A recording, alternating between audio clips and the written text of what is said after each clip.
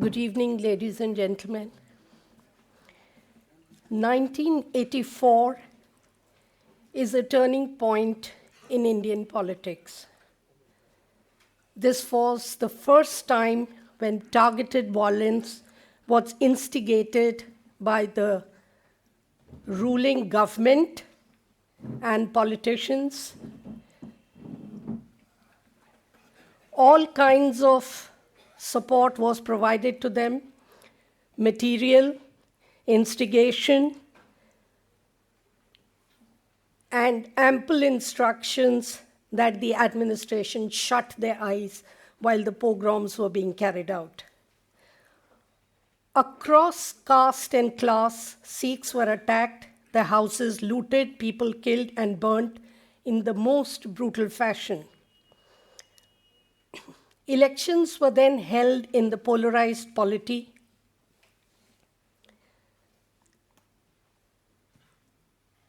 As Narang Saab said, if the perpetrators of 1984 crime were punished, probably 1993 would not have happened, 2002 Godhra would not have happened, 2014 Muzaffarnagar would not have happened. Thereafter, every effort was made to cover up through faulty FIRs, compromised commissions of inquiry. For example, the Ranganath Mishra Commission of Inquiry, that was the first to look into the issue, at the end of its term said that it was not in its terms of reference to identify any guilty person. What was the purpose of inquiry then?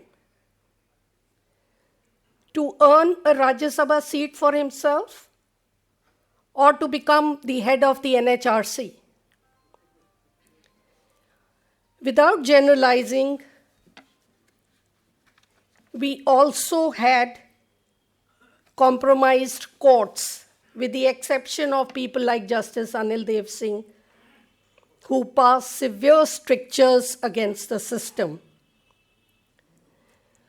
A big question arises, why do these incidents happen? And I think somewhere we as a people are at fault because we allow them to happen. We provide acceptance to collective guilt because the killers of Mrs. Gandhi were two Sikhs, therefore the entire Sikh community should be punished. And we heard those days, inko sabak sikhana chahiye. If you want to change this, and if you do not want a Godhra or a Muzaffarnagar or a 1993 Mumbai to happen, then you have to become contributors to that system and do not vote for anybody whose hands are stained by blood. क्या करिश्मा किया? कातिल भी तुम हो, दरोगा भी तुम हो, मुंसिफ भी तुम हो. अरे कत्ल करो हो कि करिश्मा करो हो.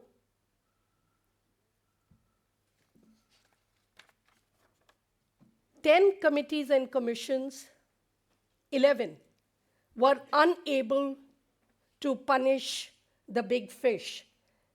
And the 12th SIT has already got 2 extensions, effectively 3 because it was supposed to give its judgment within the first 6 months.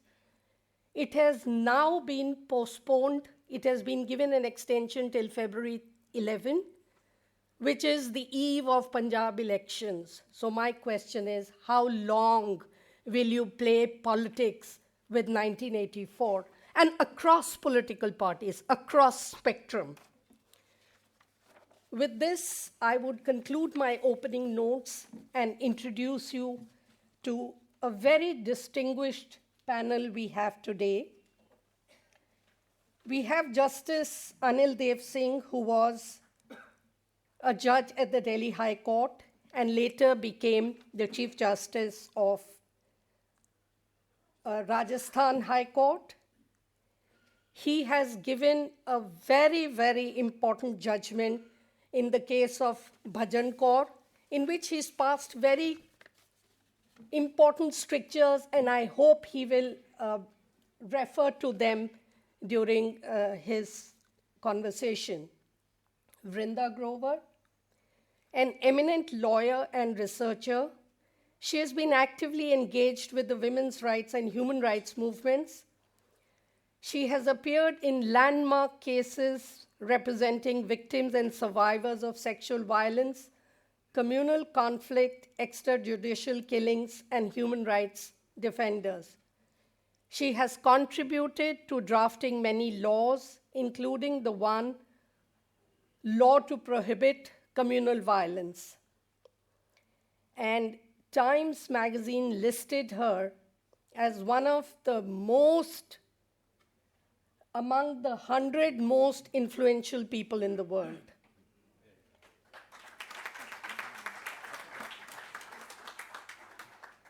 Professor Jyotka, Professor, School of Social Sciences, JNU, Jawaharlal Nehru University. He specializes in religious minorities in an area. That's his area of special interest. He is a recipient of many awards. I will not list the whole, but I will mention one important one, ICSSR Amartya Sen Award for Distinguished Social Scientist. Shahid Siddiqui ji has not come. We hope during the course of the panel discussion he will join us. We have with us Uma Chakravarti, a very well-known historian who has inspired a generation of students and teachers. Popularly known as Uma Di, she has been associated with the women's movement and the movement for democratic rights since 1970s. We acknowledge her work with the victims of 1984. If such members of civil society did not exist, we would have a lot of people in pain. She is a prolific writer, and her book, Delhi Riots, 3 Days in the Life of a Nation, co-authored with Nandita Haksar, is a landmark book. She has authored many other books, but for paucity of time, Umaji, I cannot list them out. She also shares a common interest with me. She's a documentary filmmaker. Phoolka Sahib needs no introduction. He's the pillar who has fought pitched legal battles in courts for getting justice for the victims of 1984 for 32 long years. Srinivasan Raghvan, an engineer by education, but works in the areas of social development, education, and health. He is president of Lok Raj Sangathan that organizes a march from Mandi House to Jantar Mantar every 1st of November, and they've been doing that for the past decade and a half.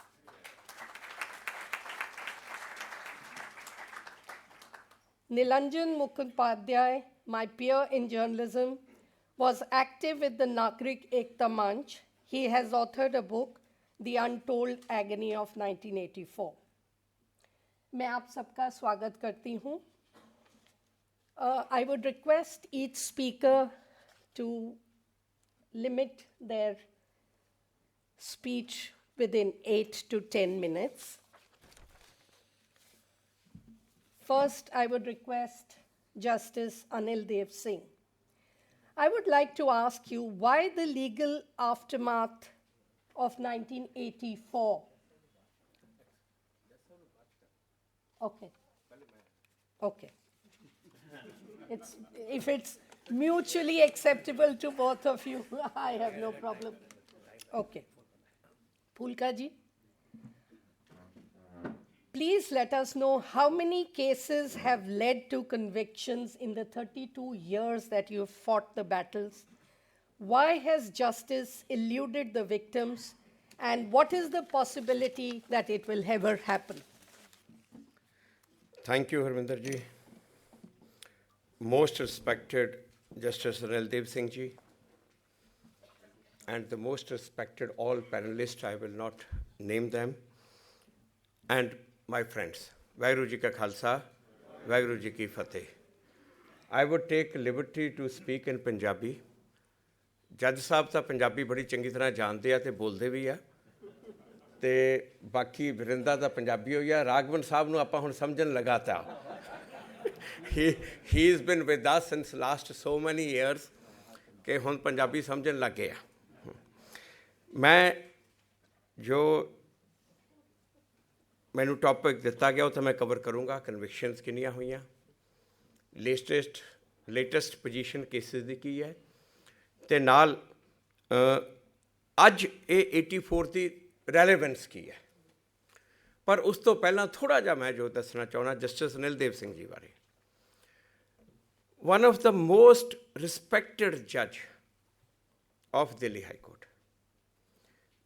ਇਹਨਾਂ ਦੀ integrity ਅਤੇ ਇਹਨਾਂ ਦੀ honesty anybody could swear by that. ਸਭ ਤੋਂ ਬੜੀ ਗੱਲ ਜੋ ਜਦੋਂ ਇਹ 84 ਹੋਇਆ ਉਸ ਤੋਂ ਬਾਅਦ ਕੰਪਨਸੇਸ਼ਨ ਜਦੋਂ ਦਿੱਤੀ 10,000 ਰੁਪਇਆ ਦਿੱਤਾ ਫॉर ਈਚ ਪਰਸਨ ਕਿਲਡ। ਜਿਸ ਦੇ ਪਰਿਵਾਰ ਦਾ ਜੋ ਅਰਨਿੰਗ ਮੈਂਬਰ ਸੀ ਉਹ ਮਾਰਿਆ ਗਿਆ ਅਤੇ ਉਹਨੂੰ 10,000 ਰੁਪਇਆ ਦਿੱਤਾ ਗਿਆ। ਮਤਲਬ ਕਿ ਉਹ ਤੁਸੀਂ ਦੇਖੋ ਕਿ ਉਹ ਪਰਿਵਾਰ ਪੂਰੇ ਤਬਾਹ ਹੋ ਗਏ। ਇੱਕ ਮੇਰੇ ਕੋਲ ਲੜਕਾ ਕੰਮ ਕਰਦਾ ਸੀ, ਉਹ ਸ਼ਾਦਰਾ ਰਹਿੰਦੇ ਸੀ।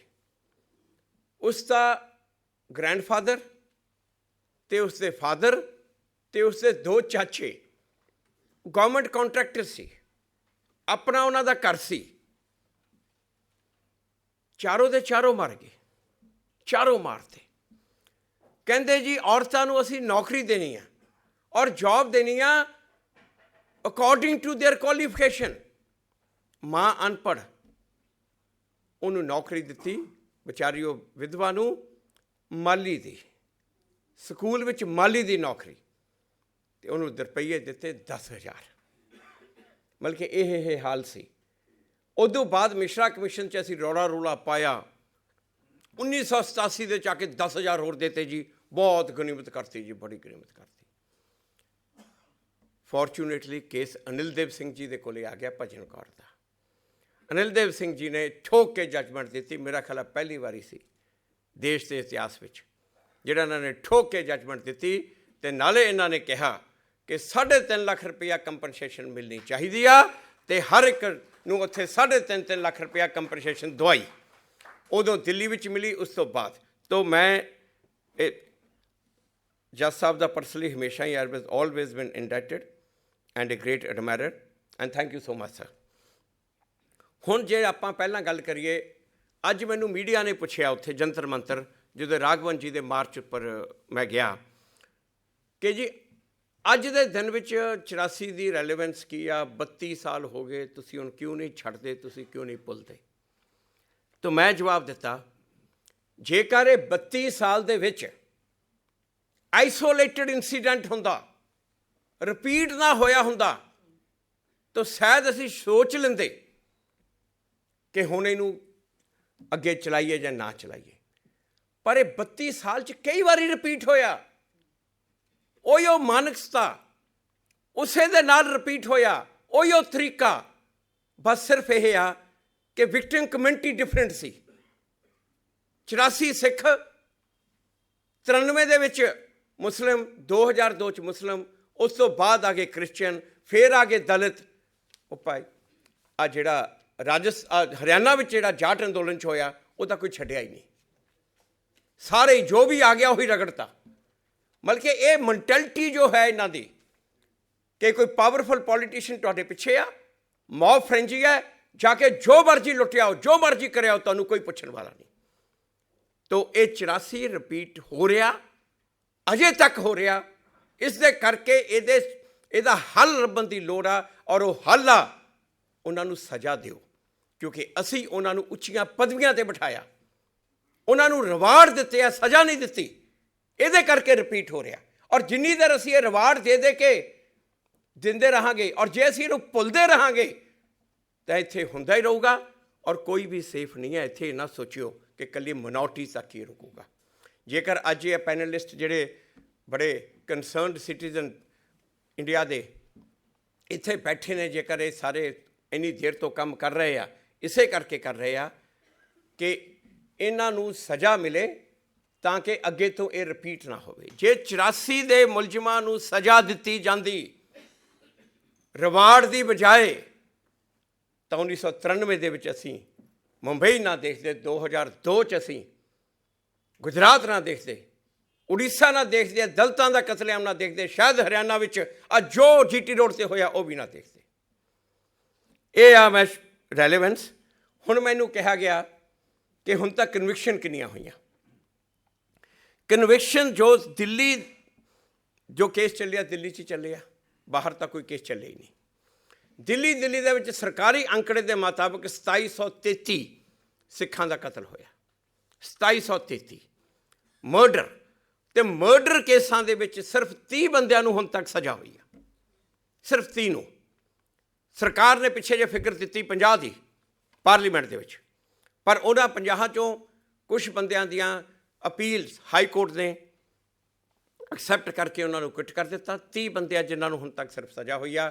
ਉਹਨਾਂ ਵਿੱਚੋਂ ਹੁਣ 3 ਸਾਲ ਪਹਿਲਾਂ ਇੱਕ ਐਕਸ MLA ਸੀ ਤੋਂ ਇੱਕ ਐਕਸ ਕਾਉਂਸਲਰ, ਉਹ ਅਜੇ ਵੀ ਜੇਲ੍ਹ 'ਚ ਆ, ਉਹਨਾਂ ਦਾ ਕੇਸ ਚੱਲ ਰਿਹਾ। ਉਹ ਸੱਜਣ ਕੁਮਾਰ ਦੇ ਨਾਲ ਕੋਕਿਊਟ ਸੀ, ਸੱਜਣ ਕੁਮਾਰ ਨੂੰ ਕੁਇਟ ਕਰ ਦਿੱਤਾ, ਉਹਨਾਂ ਨੂੰ ਸਜ਼ਾ ਹੋਈ। ਜਿਹੜੇ ਦੂਜੀਆਂ ਹੋਰ ਇਸ ਤੋਂ ਇਲਾਵਾ ਜੋ ਓਫੈਂਸਿਸ ਨੇ, ਉਹਨਾਂ ਦੇ ਵਿੱਚ ਤਕਰੀਬਨ 250 ਬੰਦੇ ਨੂੰ ਸਜ਼ਾ ਹੋਈ ਆ। ਪਿੱਛੇ ਜੇ ਹੋਮ ਮਿਨਿਸਟਰ ਨੇ 450 ਦੀ ਫਿਗਰ ਦਿੱਤੀ ਸੀ ਪਾਰਲੀਮੈਂਟ 'ਚੋਂ, ਪਰ 450 ਦੀ ਫਿਗਰ ਕਰੈਕਟ ਨਹੀਂ ਹੈ। ਤਕਰੀਬਨ 250 ਬੰਦੇ ਨੂੰ ਸਜ਼ਾ ਹੋਈ ਆ। ਇੱਕ ਕੇਸ ਦੇ ਵਿੱਚ ਜਸਟਿਸ ਢੀਂਗਰਾ, ਸ਼ਿਵਨਾਰਾਇਣ ਢੀਂਗਰਾ ਉਦੋਂ ਸੈਸ਼ਨ ਜੱਜ ਸੀ, ਉਹਨਾਂ ਨੇ ਇੱਕ ਕੇਸ 'ਚ 93 ਬੰਦਿਆਂ ਨੂੰ ਸਜ਼ਾ ਦਿੱਤੀ ਸੀ। ਤੋ ਇਹ ਹੈ ਐਜ਼ ਫਾਰ ਐਜ਼ ਜਿਹੜੀ ਸਜ਼ਾ ਦਿੱਤੀ ਗਈ। ਹੁਣ ਲੇਟੈਸਟ ਪੋਜੀਸ਼ਨ ਕੇਸਿਸ ਦੀ ਕੀ ਹੈ? ਹੁਣ ਇਸ ਵੇਲੇ ਜਗਦੀਸ਼ ਟਾਈਟਰ ਦਾ ਕੇਸ, ਜਗਦੀਸ਼ ਟਾਈਟਰ ਨੂੰ 3 ਵਾਰੀ ਕਲੀਨ ਚਿਟ ਦਿੱਤੀ ਹੈ CBI ਨੇ। ਪਹਿਲੀ ਗੱਲ ਤਾਂ ਇਹ ਕੇਸ ਰਜਿਸਟਰ ਕਰਾਉਣ 'ਚ 21 ਸਾਲ ਲੱਗ ਗਏ। ਨਾਨਾਵਤੀ ਕਮਿਸ਼ਨ ਦੀ ਰਿਪੋਰਟ ਤੋਂ ਬਾਅਦ 2005 ਦੇ ਵਿੱਚ ਇਹ ਕੇਸ ਰਜਿਸਟਰ ਹੋਇਆ, CBI ਨੂੰ ਦੇ ਦਿੱਤਾ। ਪਹਿਲੀ ਵਾਰੀ ਜਦੋਂ ਇਹਨਾਂ ਨੇ ਕਲੀਨ ਚਿਟ ਦਿੱਤੀ 2007 ਵਿੱਚ, ਅਕਤੂਬਰ ਦੇ ਵਿੱਚ ਫਾਈਲ ਕੀਤੀ, ਅਸੀਂ ਜਾ ਕੇ ਉਹਨੂੰ ਚੈਲੰਜ ਕੀਤਾ ਅਤੇ ਦਸੰਬਰ ਦੇ ਵਿੱਚ ਹੀ ਉਸ ਨੂੰ ਕਲੀਨ ਚਿਟ ਨੂੰ ਰਿਜੈਕਟ ਕਰਾ ਕੇ ਫॉर ਫਰਦਰ ਇਨਵੈਸਟੀਗੇਸ਼ਨ ਕੇਸ ਵਾਪਸ ਭਿਜਵਾ ਦਿੱਤਾ। ਦੂਜੀ ਵਾਰੀ ਕਲੀਨ ਚਿਟ ਦਿੱਤੀ ਗਈ ਮਾਰਚ 2009 ਦੇ ਵਿੱਚ, ਕਿਉਂਕਿ ਇਹਨੂੰ ਟਿਕਟ ਦੇਣਾ ਸੀ। ਉਹਨੂੰ ਟਿਕਟ ਦਿੱਤਾ, ਉਦੋਂ ਬੜਾ ਰੌਲਾ ਪਿਆ, ਤੁਹਾਨੂੰ ਸਾਰਿਆਂ ਨੂੰ ਯਾਦ ਹੋਏਗਾ। ਫਿਰ ਉਹਦਾ ਟਿਕਟ ਵਿਡਰਾ ਹੋਇਆ ਇੰਨੇ ਰੌਲੇ ਤੋਂ ਬਾਅਦ। ਉਹ ਜਾ ਕੇ 2 ਸਾਲ ਸਾਨੂੰ ਲੱਗ ਗਏ, 2 ਨਹੀਂ 4 ਸਾਲ। 2013 ਅਪ੍ਰੈਲ ਦੇ ਵਿੱਚ ਉਹ ਕਲੀਨ ਚਿਟ ਰਿਜੈਕਟ ਕਰਾਈ। ਉਸ ਤੋਂ ਬਾਅਦ ਇਨਵੈਸਟੀਗੇਸ਼ਨ ਫਿਰ ਸ਼ੁਰੂ ਹੋ ਗਈ। ਮਾफ़ ਕਰਨਾ, ਸਾਨੂੰ ਉਮੀਦ ਸੀਗੀ ਕਿ ਸਰਕਾਰ ਬਦਲ ਗਈ, ਹੁਣ ਤਾਂ ਕੁਛ ਨਾ ਕੁਛ ਹੱਥ ਪੱਲੇ ਸ਼ਾਇਦ ਪੈ ਜਾਏਗਾ, ਬਟ ਵੀ ਵਰ ਰੌਂਗ। ਤੀਸਰੀ ਵਾਰ ਦਸੰਬਰ 2014 ਦੇ ਵਿੱਚ ਜਦੋਂ ਸਰਕਾਰ ਬਦਲ ਗਈ, ਹੁਣ ਮੋਦੀ ਸਰਕਾਰ ਆਈ, ਇਹਨੂੰ ਫਿਰ ਕਲੀਨ ਚਿਟ ਦਿੱਤੀ CBI ਨੇ। ਔਰ ਇਸ ਵਾਰੀ ਉਹਨਾਂ ਨੇ ਬੜੇ ਸਮਾਰਟ ਸੀ, ਕੁਆਇਟ ਸੀ ਦਿੱਤੀ, ਦੱਸਿਆ ਹੀ ਨਹੀਂ, ਨਾ ਮੀਡੀਆ ਨੂੰ ਦੱਸਿਆ, ਨਾ ਕਿਸੇ ਨੇ ਸਾਨੂੰ ਦੱਸਿਆ। ਔਰ ਕੋਰਟ ਦੇ ਵਿੱਚ ਫਾਈਲ ਕਰਤੀ। ਕੋਰਟ ਨੇ ਕਿਹਾ ਕਿ ਜਾ ਕੇ ਸਮਨ ਇਸ਼ੂ ਕਰੋ ਕੰਪਲੇਨੈਂਟ ਨੂੰ। ਕੰਪਲੇਨੈਂਟ ਨੂੰ ਸਮਨ ਵੀ ਨਹੀਂ ਇਸ਼ੂ ਕੀਤੇ, ਅਤੇ ਉਹ ਕੋਸ਼ਿਸ਼ ਹੋ ਰਹੀ ਸੀ ਇਹਨਾਂ ਦੀ ਅੰਦਰ ਅਗਤੀ ਕੋਰਟ ਤੋਂ ਐਕਸੈਪਟ ਕਰਾ ਲਓ। ਅਤੇ ਸਾਨੂੰ ਪਤਾ ਚੱਲ ਗਿਆ, ਜਾ ਕੇ ਅਸੀਂ ਉੱਥੇ ਐਪਲੀਕੇਸ਼ਨ ਫਾਈਲ ਕੀਤੀ। ਫਾਈਲ ਕਰਕੇ 1 ਸਾਲ ਲੱਗਿਆ। ਇਹ ਦਸੰਬਰ 2015 ਵਿੱਚ ਤੀਜੀ ਵਾਰੀ ਕੋਰਟ ਨੇ ਉਹ ਕਲੀਨ ਚਿਟ ਰਿਜੈਕਟ ਕੀਤੀ, ਸਟ੍ਰਿਕਚਰ ਪਾਸ ਕੀਤੇ, ਨਾਲੇ ਕਿਹਾ ਕਿ ਹੁਣ ਕੋਰਟ ਇਨਵੈਸਟੀਗੇਸ਼ਨ ਮੋਨੀਟਰ ਕਰੇਗੀ, ਨਾਲੇ ਪੁਆਇੰਟ ਵੀ ਦੱਸੇ ਕਿ ਆਹ ਪੁਆਇੰਟ ਤੁਸੀਂ ਕੰਸੀਡਰ ਨਹੀਂ ਕੀਤੇ। ਉਹਦੇ ਵਿੱਚ ਸਭ ਤੋਂ ਵੱਡਾ ਪੁਆਇੰਟ ਇਹ ਸੀ ਕਿ ਜਗਦੀਸ਼ ਟਾਈਟਲਰ ਨੇ ਗਵਾਹਾਂ ਦੇ ਉੱਤੇ ਜ਼ੋਰ ਪਾ ਕੇ ਉਹਨਾਂ ਨੂੰ ਗਵਾਹ ਨੂੰ ਮੁਕਰਾਇਆ।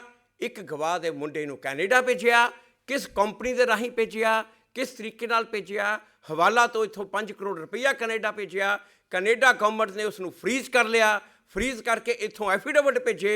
ਦੁਬਈ ਤੋਂ ਕਿਸੇ ਬੰਦੇ ਦਾ ਉਸ ਦਾ ਡਿਟੇਲ ਦਿੱਤੀ, ਉਹਦੇ ਐਫੀਡੇਵਿਟ ਭੇਜ ਕੇ ਅਤੇ ਉਹਦੇ ਕੋਲੋਂ ਪੈਸਾ ਉੱਥੋਂ ਉਹਨੇ ਕੈਨੇਡਾ 'ਚੋਂ ਰਿਲੀਜ਼ ਕਰਾਇਆ। ਇਹ ਸਾਰਾ ਐਵੀਡੈਂਸ, ਇਹ ਸਾਰਾ ਇਹ ਜਾ ਕੇ ਅਸੀਂ ਉੱਥੇ ਕੋਰਟ ਨੂੰ ਦਿੱਤਾ। ਕੋਰਟ ਨੇ CBI ਨੂੰ ਕਿਹਾ ਕਿ ਇੰਨਾ ਕੁਛ ਮਟੀਰੀਅਲ ਪਿਆ ਅਤੇ ਤੁਸੀਂ why you are not investigating it.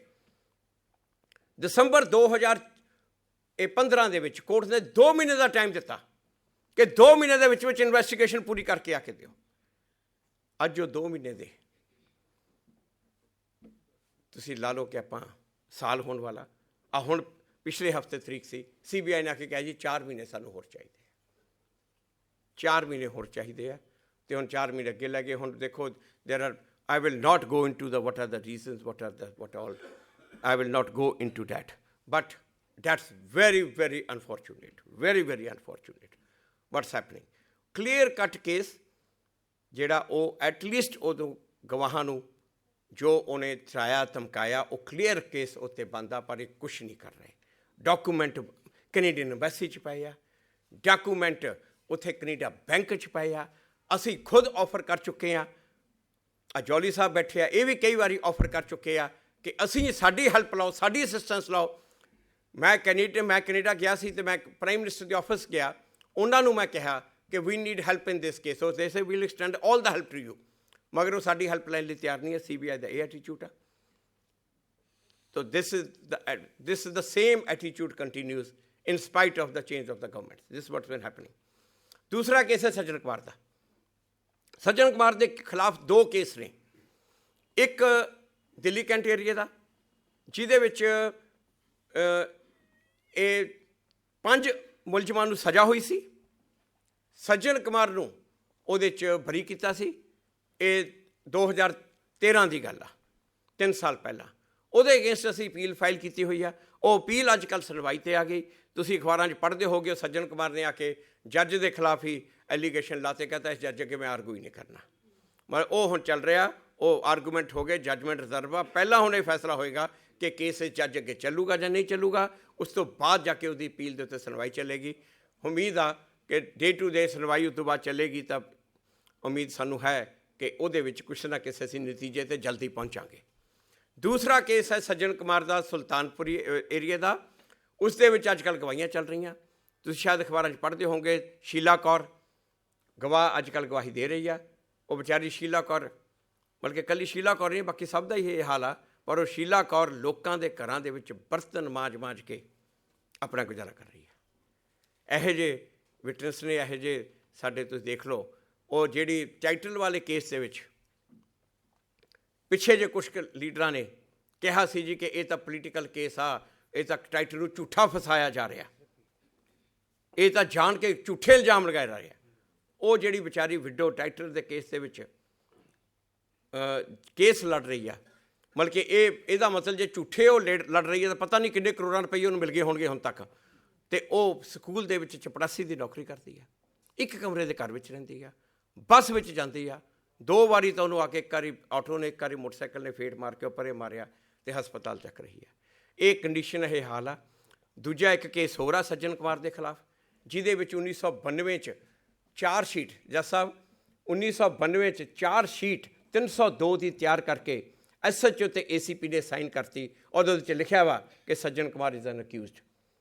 वो चार्जशीट अज तक कोर्ट में फाइल नहीं हुई। असी पिछे जे शायद तुहानूं याद होवे, अप्रैल 2013 ਦੇ ਵਿੱਚ ਨਿਰਪ੍ਰੀਤ ਕੌਰ ਨੇ ਉੱਥੇ ਭੁੱਖ ਹੜਤਾਲ ਰੱਖੀ ਸੀ, ਮਰਨ ਵਰਤ ਰੱਖਿਆ ਸੀ। ਉਹਦੇ ਵਿੱਚ ਇਹ ਵੀ ਇੱਕ ਡਿਮਾਂਡ ਸੀ। ਇਹ ਸਾਰੀਆਂ ਪਾਰਟੀਆਂ ਆ ਕੇ ਉੱਥੇ ਬੈਠੀਆਂ ਸੀ। ਇਹ ਵੀ ਹੁਣ ਜਿਹੜੀ ਸਰਕਾਰ ਵਾਲੇ ਆ ਇਹ ਵੀ ਆ ਕੇ ਉੱਥੇ ਬੈਠੇ ਸੀ, ਕਿਹਾ ਸੀ ਇਹ ਚਾਰਜਸ਼ੀਟ ਜਲਦੀ ਤੋਂ ਜਲਦੀ ਕੋਰਟ ਵਿੱਚ ਫਾਈਲ ਹੋਣੀ ਚਾਹੀਦੀ ਹੈ। ਪਰ ਅਨਫੋਰਚੂਨੇਟਲੀ ਅਜੇ ਤੱਕ ਉਹ ਚਾਰਜਸ਼ੀਟ ਕੋਰਟ ਵਿੱਚ ਫਾਈਲ ਨਹੀਂ ਹੋਈ। ਇਹ ਨਟਸ਼ੈਲ ਜੋ ਪੋਜੀਸ਼ਨ ਹੈ। ਹਾਂ, ਅਗਲੀ ਗੱਲ, ਇਹ will not give up। ਹੁਣ ਮੈਨੂੰ ਜੋ ਡਿਊਟੀ ਲਾਈ ਆ, ਡਿਊਟੀ ਜੋ ਸੰਗਤ ਨੇ ਲਾਈ ਆ, ਜੋ ਵਾਹਿਗੁਰੂ ਨੇ ਲਾਈ ਆ, ਉਹਨੂੰ ਪੂਰੀ ਨਿਭਾਵਾਂਗੇ, ਛੱਡਾਂਗੇ ਨਹੀਂ ਜਿੰਨੀ ਦੇਰ ਤੱਕ ਇਹਨਾਂ ਨੂੰ ਸਜ਼ਾ ਨਹੀਂ ਦਿਵਾਉਂਦੇ। ਦੇਖੋ ਇਹ ਸਿਰਫ ਸਾਡੇ ਵਾਸਤੇ ਨਹੀਂ, ਇਹ ਦੇਸ਼ ਦੇ ਭਵਿੱਖ ਦੇ ਵਾਸਤੇ ਬਹੁਤ ਜ਼ਰੂਰੀ ਆ ਕਿ ਇਹਨਾਂ ਦਰਿੰਦਿਆਂ ਨੂੰ ਸਜ਼ਾ ਮਿਲੇ, ਤਾਂ ਕਿ ਕੱਲ੍ਹ ਨੂੰ ਕੋਈ ਮੂੰਹ ਨਾ ਕਰੇ। ਕੱਲ੍ਹ ਨੂੰ ਜੇਕਰ ਕੋਈ ਲੀਡਰ ਆਪਣੇ ਪੋਲੀਟੀਕਲ ਫਾਇਦੇ ਦੇ ਵਾਸਤੇ ਇਸੇ ਤਰ੍ਹਾਂ ਕਰਕੇ ਕਿਸੇ ਨੂੰ ਮਾਰ ਲਈ ਜਾਵੇ, ਤਾਂ ਉਹ ਅੱਜ ਸੋਚ ਲੇ ਕਿ ਅੱਜ ਤਾਂ ਮੈਂ ਪਾਵਰ 'ਚ ਹਾਂ ਅਤੇ ਮੈਨੂੰ ਬੁਢਾਪਾ ਸ਼ਾਇਦ ਆਪਣਾ ਜੇਲ੍ਹ 'ਚ ਗੁਜ਼ਾਰਨਾ ਪਵੇ। ਜਿੰਨੀ ਦੇਰ ਖੌਫ ਆਪਾਂ ਇਹਨਾਂ ਦੇ ਮਨ ਵਿੱਚ ਨਹੀਂ ਪਾਉਂਦੇ, ਉਨੀ ਦੇਰ ਆਪਾਂ ਸੇਫ ਨਹੀਂ। ਅਸੀਂ ਤਾਂ ਸਿਰਫ ਇਹ ਕਹਿ ਰਹੇ ਹਾਂ ਕਿ ਇਸ ਦੇਸ਼ ਦੇ ਵਿੱਚ ਕਾਨੂੰਨ ਤੋਂ ਉੱਪਰ ਕੋਈ ਨਹੀਂ। Nobody is above law, in this country. That's what we are trying to prove, and this is what. Thank you so much. Waheguru ji ਕਾ ਖਾਲਸਾ, ਵਾਹਿਗੁਰੂ ਜੀ ਕੀ ਫਤਿਹ.